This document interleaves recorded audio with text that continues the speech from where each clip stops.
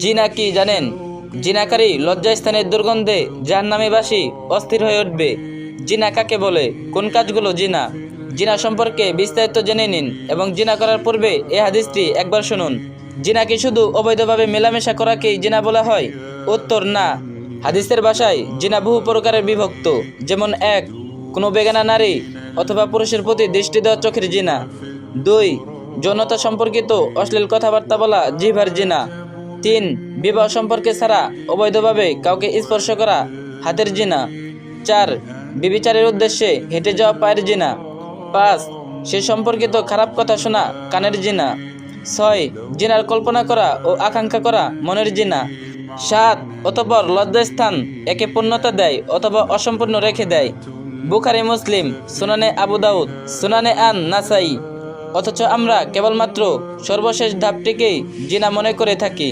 এবার ভেবে দেখুন, আপনি এসব কাজের কোনো একটির সাথে জড়িত নন তো? জিনা স্পষ্ট হারাম।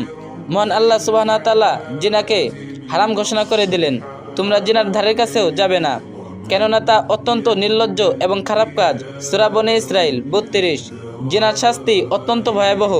রাসূল সাল্লাল্লাহু আলাইহি সাল্লাম বলেছেন, আমি স্বপ্নে একটি চুলা দেখতে পেলাম, যার উপরের অংশ ছিল চাপা আর নিচের অংশ ছিল প্রশস্ত, আর সেখানে আগুন উত্তপ্ত হচ্ছিল এবং ভিতরে নারী পুরুষরা চিল্লাচিল্লি করছিল।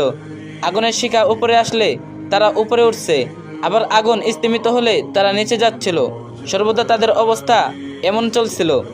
আমি জিবরাইল আলাইহিস সালামকে জিজ্ঞেস করলাম, এরা কারা? জিবরাইল আলাইহিস সালাম বললেন, তারা হলো অবৈধ জিনাকারী ও নারী পুরুষ। বুখারী শরীফ।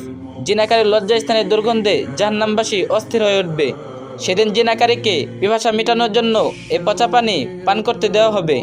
তাই সবার উচিত প্রেমিক প্রেমিকা নামের বিবাহ বহির্ভূত এসব শয়তানি সম্পর্ক বাদ দেওয়া এবং অবৈধ প্রেমিক প্রেমিকাকে আশা না করে তা ত্যাগ করে আল্লাহর কাছে তওবা করা। আমিন। আর ভিডিওটি একটা শেয়ার করে দিন, আর যে যত পারেন বেশি বেশি কপিলিং করে দিন। تدوسين المصاحب في التراب